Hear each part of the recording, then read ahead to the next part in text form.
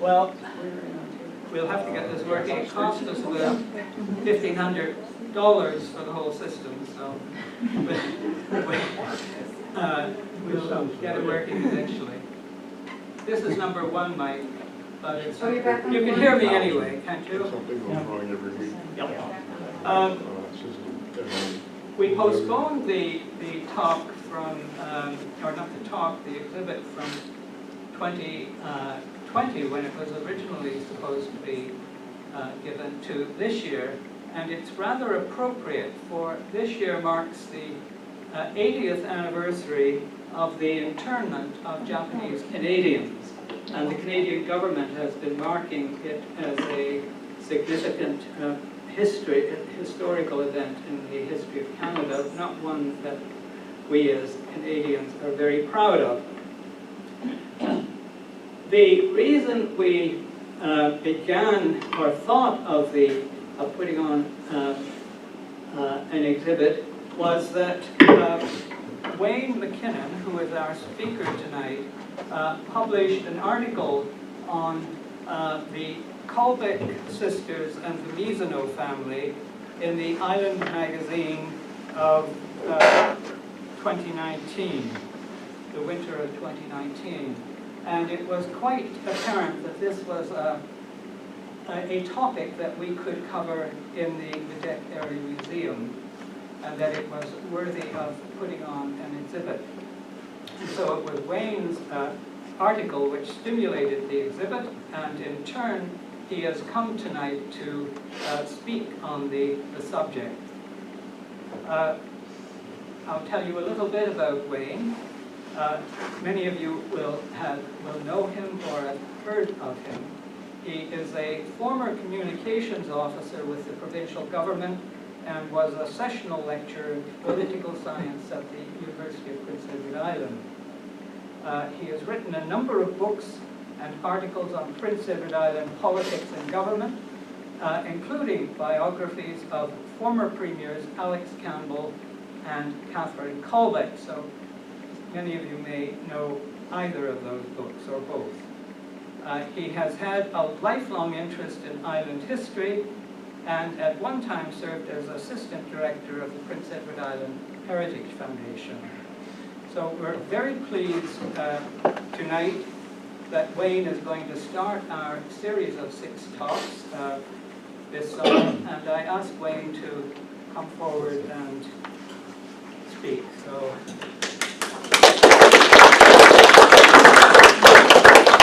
Thanks for that introduction, and welcome everyone. It's a nice warm July evening, so we should certainly appreciate you coming out on such an occasion.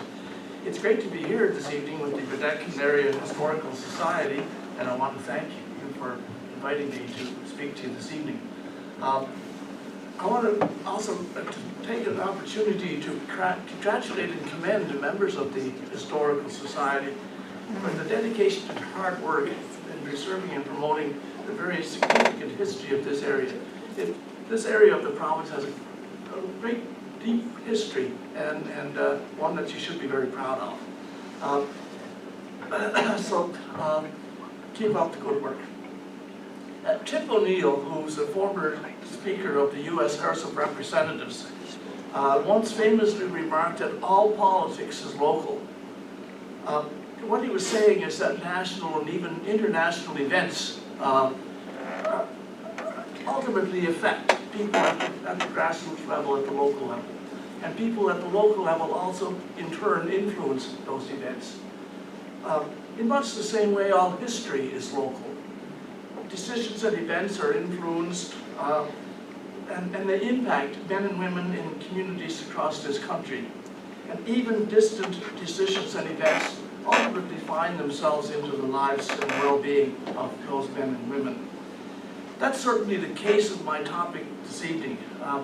It's the story of how an innocent family was uprooted by a war which they had nothing to do with, and of a community that responded in a spirit of caring and compassion to their needs. This is the story of the Doug mentioned of the Mizuno family of Central Bedeque. I first heard of this story from a friend of mine who lived in this area who told me about a Japanese family who lived in Central Bedeque in the immediate aftermath of World War II. I thought that was kind of an interesting story, but it didn't really do much about it at the time. But one day I was talking with Cassie Callbeck, and she told me some of the story, and that her family, particularly her Aunt Louise, was involved very much in that event. So again, this is the story of a family in Central Bedeque following World War II. It begins on the other side of the world and on the other end of the country. Late in the 19th century, there was a growing wave of immigrants from Japan. They were seeking a better life for themselves and their families, and escape from the hardships that they were experiencing in their native country. They settled primarily along the west coast of British Columbia, where they were utilizing their skills and experience in fishing, farming, mining, forestry, and other occupations. In part, their choices were limited. The British Columbia government prohibited them from engaging in professional careers. They couldn't be teachers, lawyers, physicians, nurses, whatever. And they didn't have other fundamental rights as citizens, including the right to vote. So they were very much excluded from the mainstream of British Columbia and Canadian society. By the 1940s, there were more than 22,000 people of Japanese origin living in British Columbia. More than half of these were Canadian citizens, and many of those were born in Canada. From the beginning, however, they faced discrimination, racism, and social exclusion. In British Columbia at the time, there was a deep-seated resentment and hostility to the growing number of Chinese immigrants in Canada. There were widespread concerns about what was termed the Asian invasion and the Yellow Peril. It was not a fertile ground for harmonious race relations. Against that background of smoldering fear and resentment, Japan attacked Pearl Harbor in December of 1941 and shortly after invaded Hong Kong, where Japanese forces defeated and imprisoned, among others, 2 battalions of Canadian soldiers who had been sent to defend the territory. Predictably, the reaction to these events was swift and furious. There were intense fears of a Japanese invasion. Sorry to interrupt. We're going to try and get the sound system going, so carry on. All right, thank you. There were intense fears of Japanese invasion along the west coast of Canada and also along the west coast of the United States. British Columbia politicians, the media, and some members of the public warned that people of Japanese descent were likely to collaborate in a possible invasion of Canada along the western coast of British Columbia. Almost immediately, there were aggressive actions against Japanese Canadians. The RCMP arrested suspected sympathizers. Yes. Japanese newspapers and schools were shut down. Testing. Is that working? Carry on. Sorry, Wayne. We're giving up. Over 1,200 boats, fishing boats, were seized, and fishers were ordered to remain in port because there were fears that Japanese fishermen would aid an invasion of Japanese sailors along the west coast of Canada. Worse still, their homes and properties were confiscated. They were removed from their homes and relocated to large detention facilities. These were sports arenas, unused warehouses, and everything. Suffered very severe privations. But there were growing calls to have them removed entirely from the west coast. Provincial politicians and British Columbia federal cabinet ministers called on the federal government to relocate them to the interior of British Columbia, away from the coast. Ian Mackenzie, who was a federal cabinet minister from British Columbia, said, and I quote, "Their country should never have been Canada because they were not assimilable. They could not be assimilated into Canadian society." He demanded there be no Japs from the Rockies to the sea. On the other hand, military leaders of the RCMP said they posed no threat. The military leaders and officials of the Royal Canadian Mounted Police urged moderation and even suggested allowing Japanese Canadians to enroll in the military. However, the government of Mackenzie King was persuaded to invoke provisions of the War Measures Act. In Mackenzie King's diaries, those of you who know something of the reputation of Mackenzie King know he had difficulty making decisions, and he equivocated over this issue for quite a number of days. But in response to public opinion, here's what Mackenzie King said: "No matter how honorable they might appear to be, or how long they have been away from Japan, naturalized or even born in Canada, every one of them would be saboteurs." So there was a great fear-mongering going on. So in January 1942, just weeks after Canada declared war on Japan, the federal government ordered the evacuation of all people of Japanese origin to the interior of British Columbia. Some families were separated. Some males were ordered into forced labor camps in woods or in sugar beet fields in Alberta. Families really were left with nothing. They left their detention centers with everything they could carry on their backs and placed into camps. Housing conditions, needless to say, were inadequate. People who were retained relied on meager relief or low-wage jobs. There were no services such as schools or hospital or health care. They suffered from overcrowding, diseases, and poor nutrition. Now, just to be clear, these weren't, pardon me, these weren't walled enclosures.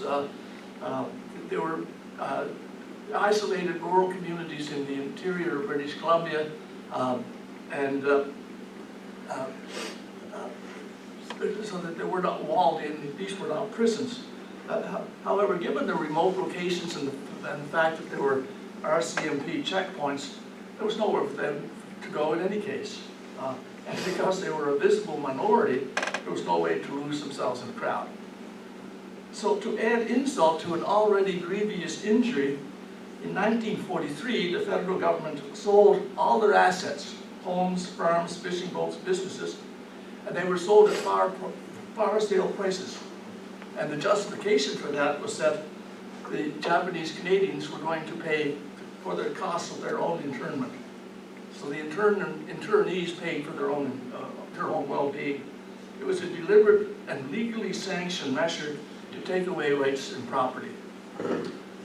The Japanese internment was the largest single evacuation in Canadian history and left a black mark on this country.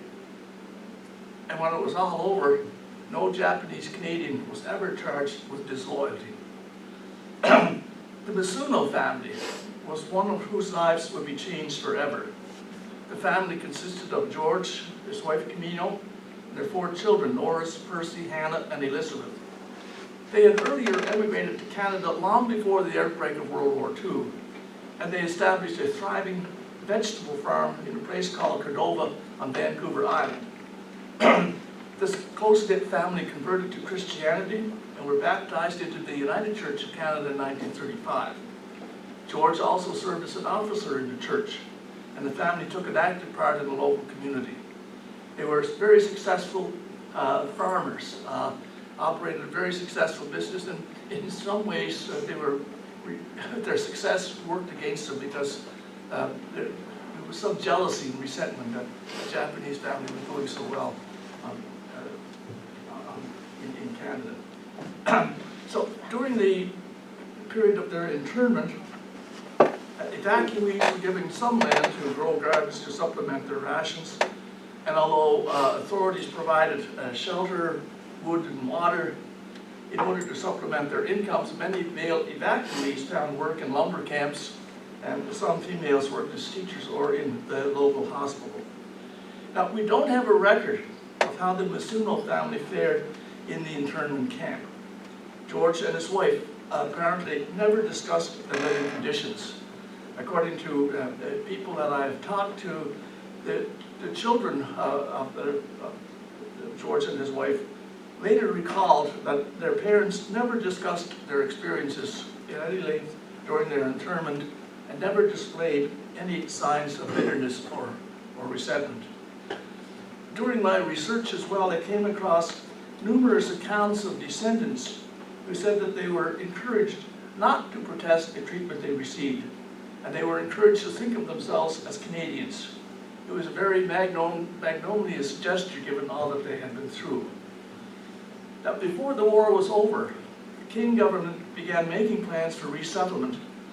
Norman Robertson, who was the Undersecretary of State for External Affairs in the Mackenzie King government, and his assistant Gordon Robertson were instructed to develop a policy on how to carry it out. Then, with the war over, the internees were given an ultimatum. They could return to Japan or relocate east of the Rocky Mountains. Recall that it said the BC politicians were said, no Japs between the Rockies and the sea. So they were sent east of the Rocky Mountains. Although many were hesitant about returning to a war-ravaged Japan, some 3,900 were deported. In his memoirs, Gordon Robertson described it as one of the most shameful acts ever carried out by the King government, or perhaps of any Canadian government. So many humanitarian groups and organizations began drawing up plans to assist families in this massive resettlement effort. Among them was the United Church of Canada. A lay missionary by the name of Ella Lidiar conducted search services in Rosebery, where she met the Mizuno family. So she contacted a friend and a colleague, Louise Callbeck of Central Bedeque, to see if Louise could help. And perhaps, Doug, introduce Louise. Yes. These are a series of slides, mostly from the Callbeck family or Mizuno family, and I'll just loop through some of them here at appropriate points. And some of them you may already have seen when you were waiting there. So this is, I think, this is Louise at her graduation. I'll get it up to the full. At her graduation from Prince of Wales College. And in the 1920s, I presume, with her brother Ralph, isn't it? Henry, is it? Henry. And then all of these photographs were taken by Louise in Japan, but we have no detail on when or in what context. So, and many of them are displayed in the exhibit. This is Louise here leaving, I think, for Japan or on one of her journeys to Japan. And here she is with a group of very young children. She was a teacher in a school. Here with older Japanese women, all dressed in kimonos.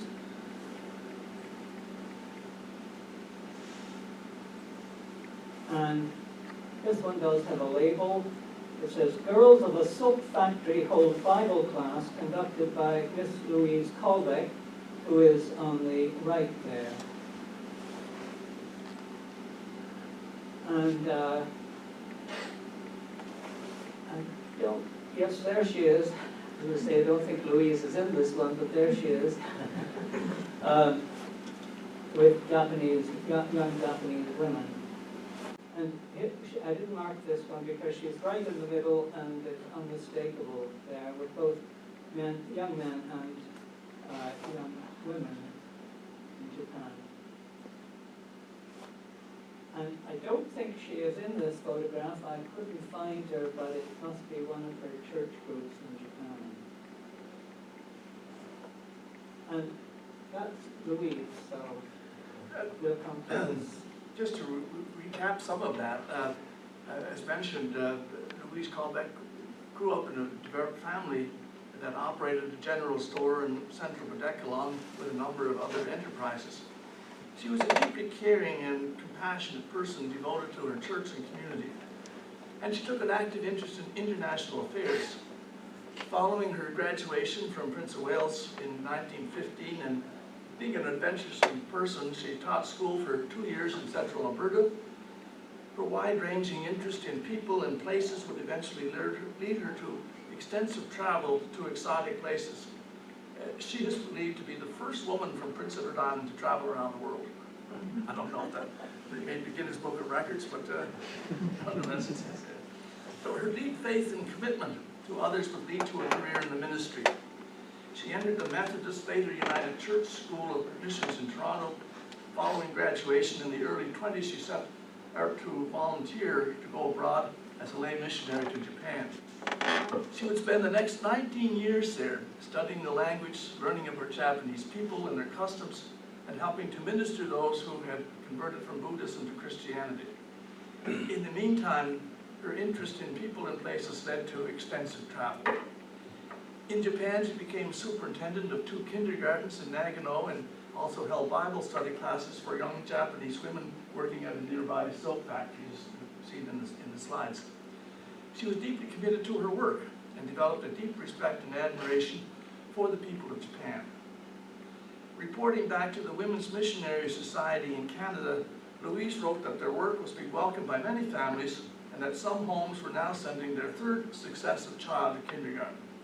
Of the teachers and the message she wrote, they are now invariably welcomed into the homes, and women who before were inclined to avoid every avenue of approach to the subject now introduce it to themselves and are anxious to know what Christianity means.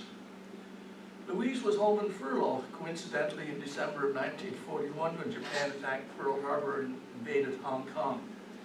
Canada then declared war on Japan and Louise was never to return, leaving her work and friends behind. When she was contacted by her colleague in Rosebery seeking help, she responded immediately.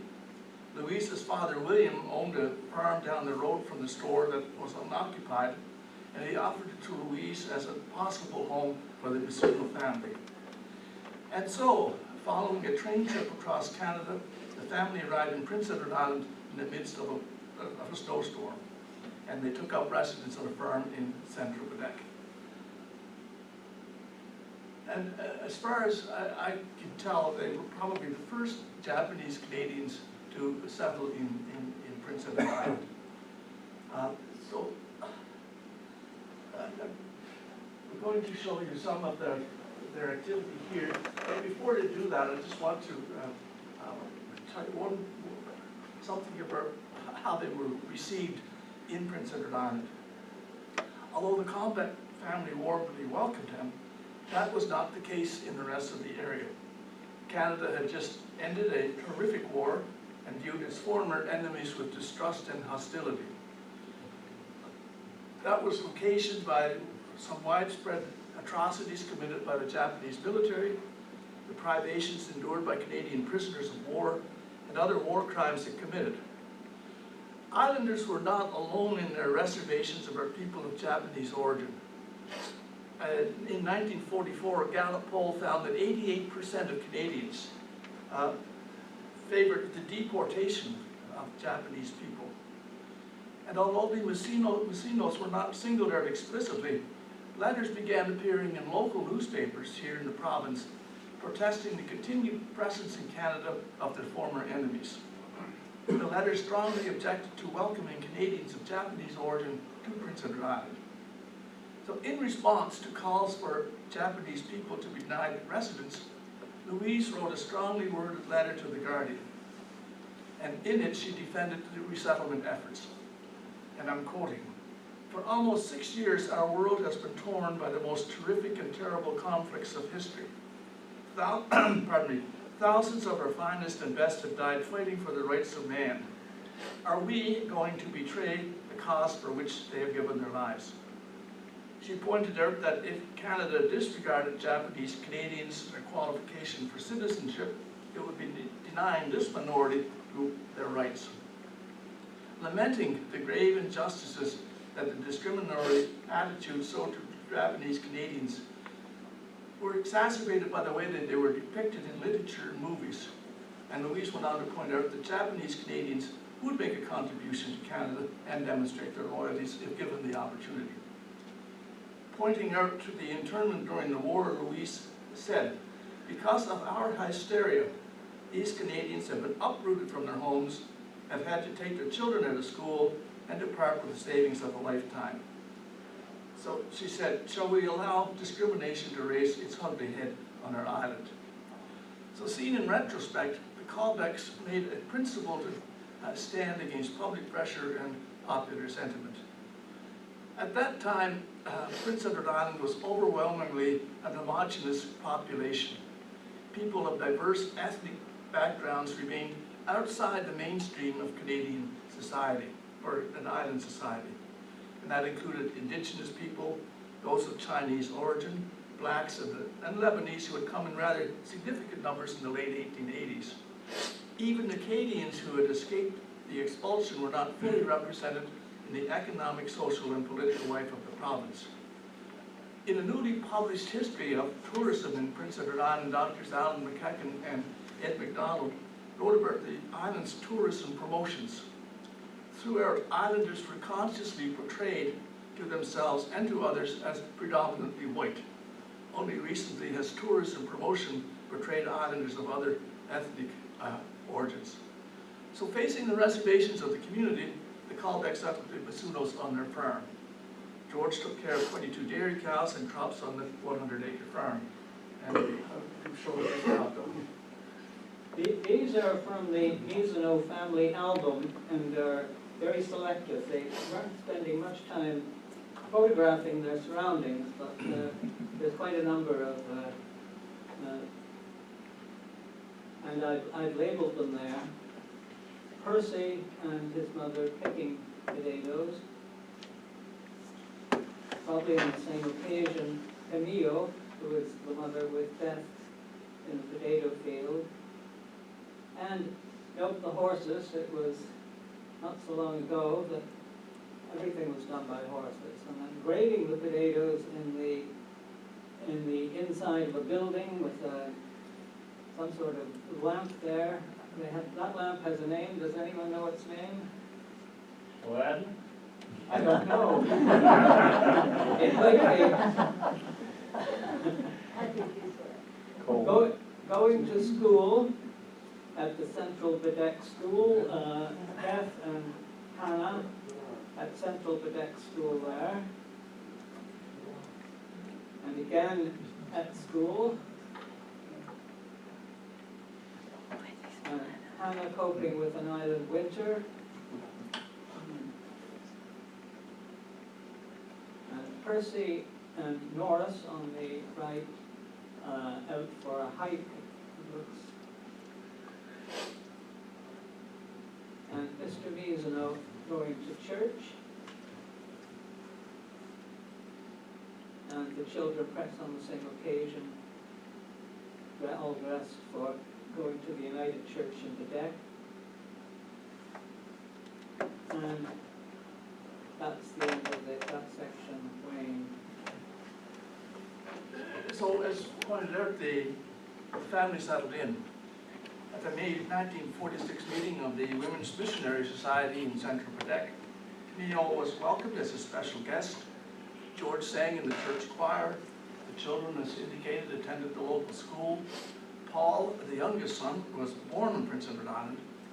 Norris, the oldest, would attend Prince of Wales College, where he was captain of the football team and elected life president of his graduating class. And in 1950, George was granted his Canadian citizenship at the courthouse at Summerside. So they received lots of support. George and William Callbeck met regularly at William's home to discuss the farm's operation. Other members of the family provided financial and emotional and moral support. The children played with neighboring children. Catherine Callbeck tells me she picked potatoes with them. And although the mother could not speak English, she became close friends with Louise, who was, of course, fluent in Japanese. So just as attitudes towards the Japanese Canadians continued to soften, the Canadian government began to ease restrictions.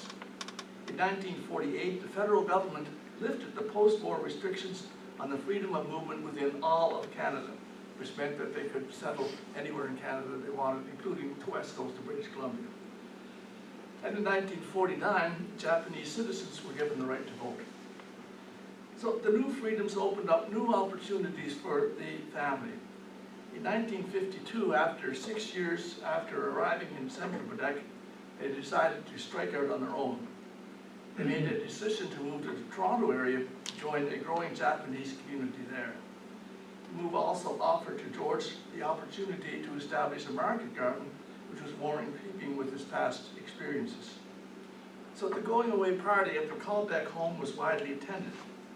The master of ceremonies read an address expressing the high esteem in which the family stood and presented them with a silver tea set, which is part of the exhibit. George took out a card of thanks in the local newspaper, expressing the family's appreciation for the many kindnesses shown to them during their time in the community.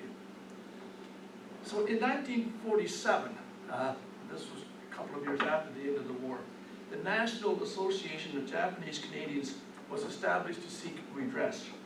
It called on the federal government to acknowledge the violation of human rights. In 1984, this is post-charter days, it presented a brief to the federal government entitled "Democracy Betrayed, the Case for Redress." And in that document it stated, as a visible minority that has experienced legislative repression under the War Measures Act, we urge the Government of Canada to take such steps as are necessary to ensure that Canadians are never again subjected to such injustices. So then in September of 1988, Prime Minister Brian Mulroney announced in the House of Commons that the Canadian government was apologizing for the internment of Japanese Canadians during the war. Part of that package included a compensation, including financial payments, pardons for those imprisoned, and Canadian citizenship for those deported. As Prime Minister said, we cannot change the past, but we must as a nation have the courage to face up to these historical facts. And just this year, on the 80th anniversary of the internment, the British Columbia government announced its own compensation measures. Premier Horgan announced that families were uprooted and incarcerated, forced to leave behind the lives they had worked so hard to build. It was a cruel, racist act, and the injustices still resonate today. So in light of these admissions, the actions of Louise Callbeck and the Callbeck family stand in sharp contrast. In the face of community pressure and a great personal sacrifice, they stood by their sense of justice and duty. And I believe we have some slides showing what happened after that. These are slides mostly from Ontario, showing the family in about 1952 or 3, after the birth of Paul, who is the youngest in the family, who would have liked to have been here tonight, but wasn't able to travel because he couldn't get a hired car in the whole of Prince Edward Island or the Maritimes. Some time ago he tried, so he's very supportive of the museum and the work we're doing. So that's the family in Ontario in 1952. Paul, a very young, the photograph is damaged there at the top, has been torn around his face there. And that's 1956, Mr. and Mrs. Mizuno. And another label on the back, February 26, 1984, Jemmy, 8, Nora's son, grandmother, or grandmo, and Suzanne, 13, Nora's daughter who died. And this is Anna in later life. And Mr. and Mrs. Mizuno, perhaps in the 1980s or so, with a map of Japan behind them. And will I go on to the next section of Mizunos? Sure, yes. Yeah. During that period, the Callbecks continued up the contact with the Mizunos, and this shows a visit to the Mizunos in Ontario. You may recognize, I don't know, Catherine, who is in that picture? Yourself, I see. Right, if I can get the cursor to point you out. I see Mrs. Jenkins, I think, in the back row. Do I know? I haven't seen the picture up close. Yeah, I don't know. Bill Wright. Oh, Bill Wright, Yeah. the tall fellow on the right. On the right. Yeah, and the others, the Mizuno family, are there. And this is Beth, Hannah, and Paul visiting the Callbecks just across the road here. I don't know, undated photograph. And then a visit, George and Camille with Louise Callbeck in the Callbeck house. And on the same occasion with Mildred, Ruth, and Louise Callbeck, and the Mizunos in the background there. And then I just have a few pictures of Louise in later life, so I'll go through those. Updated photograph, but and then Louise and Catherine in the garden.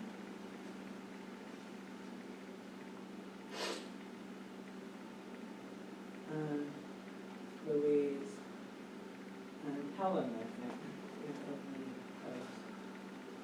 And that's the last of the photographs were.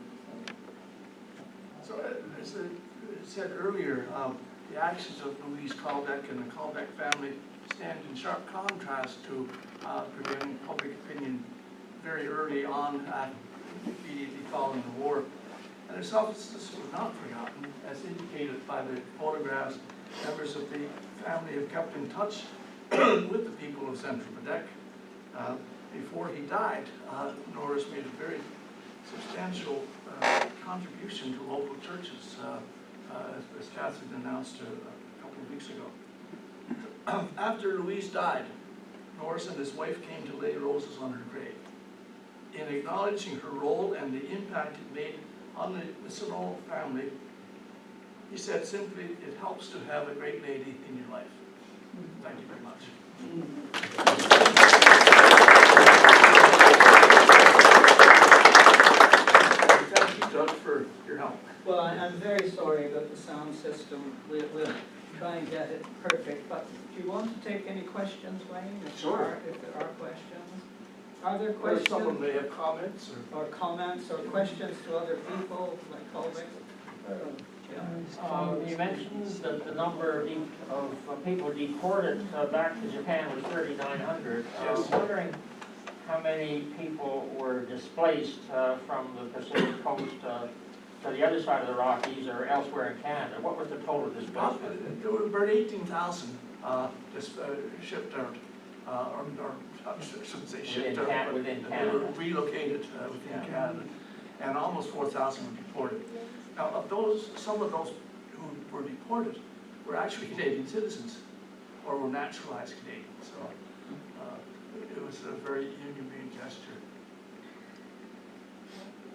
After the war, or during the war, my father was in medical court, and he treated veterans of Hong Kong, Yes. and a lot of them were worked to death in Japan, and he used to give them stout to fatten them up so, Yes, yes.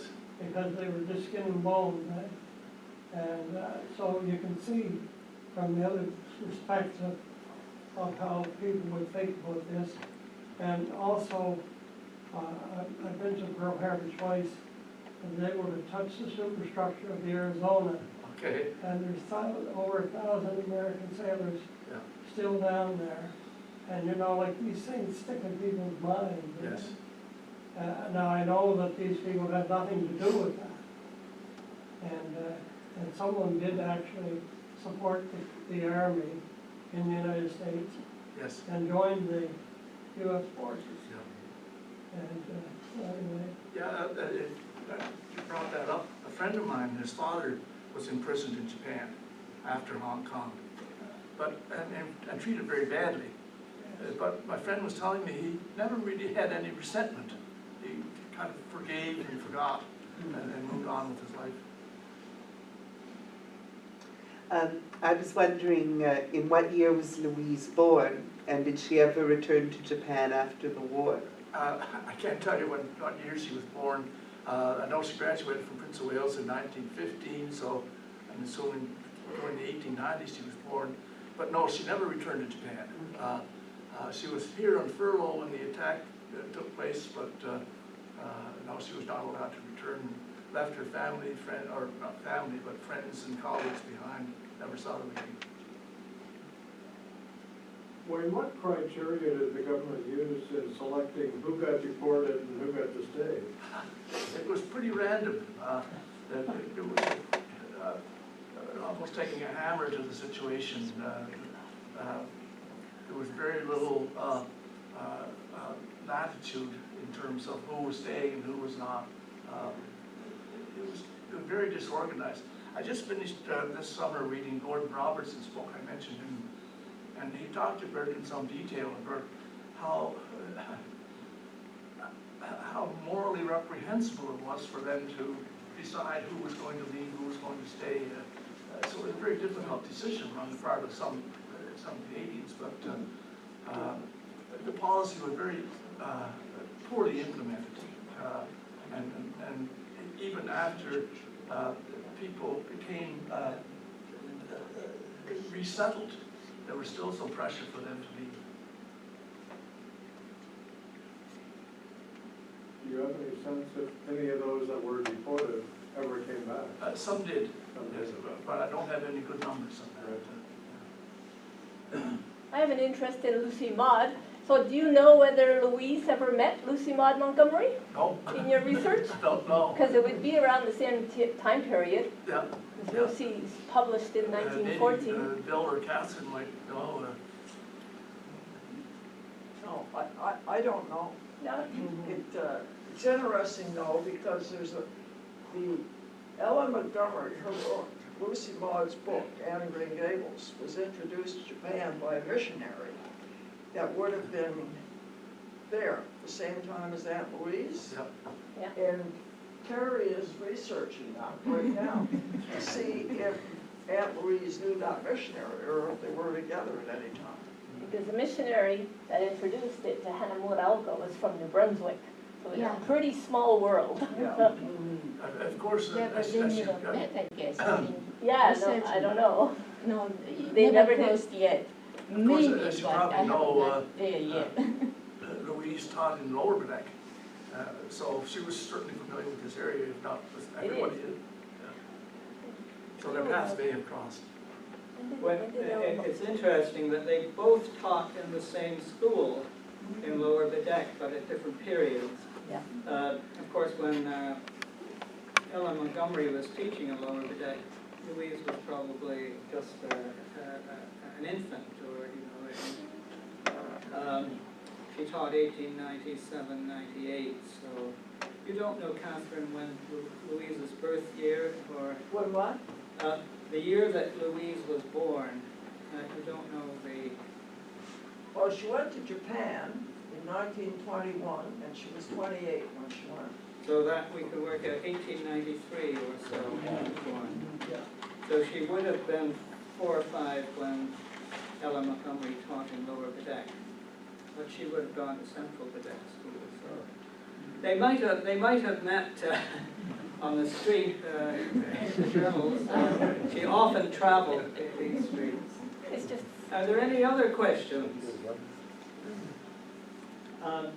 Well, I'm good. Wayne, just I want to thank you on behalf of the society, and here's a little token of our appreciation. So let's applaud.